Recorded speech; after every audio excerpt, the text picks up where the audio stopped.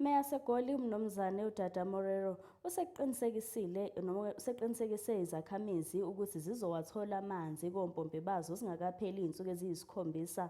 Lesi sibophezelo senziwe kulandela ukuhlolwa kwesiza okwenziwe endaweni edabukile eBerea Reservoir kanye nesiteshi-ke sephampu iRandburg Herkenhof ekuqaleni kwanamhlanje, okuhambisana nokunqamuka kwamanzi okuthinta izindawo ezahlukahlukene zedolobha okungenani amasonto amabili.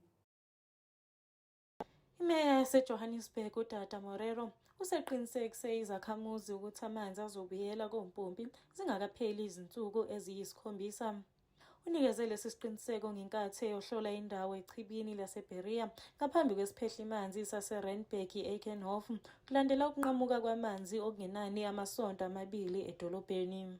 First in the morning, dealing with the water situation, visited the Herkenhof pump station, visited the Berea reservoirs, with an intention to address the water problems that we're faced with in Johannesburg. What is currently happening, the reservoirs are beginning to fill up because the power issues were resolved by last night or last evening at around 6, meaning that from today moving forward, we're beginning to fill up the reservoirs.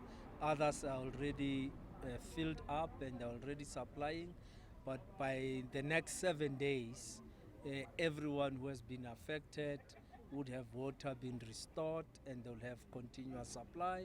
And we did, of course, apologize to our residents that we're doing as much as we can to ensure that the water is restored. In the next 7 days, everybody will have water. Yes, it's very painful. It's very, it does create chaos. So, but we think in the next 7 days, the pain will be gone. uMorero uthi lesi sigameko kuthinta cishe u-60% wedolobha. Ezinye-ke izindawo esezwatholile amanzi, kodwa izindawo ezingaphansi kwedolobha eziningi zisabhekene nomfutho ophansi noma azinawo amanzi.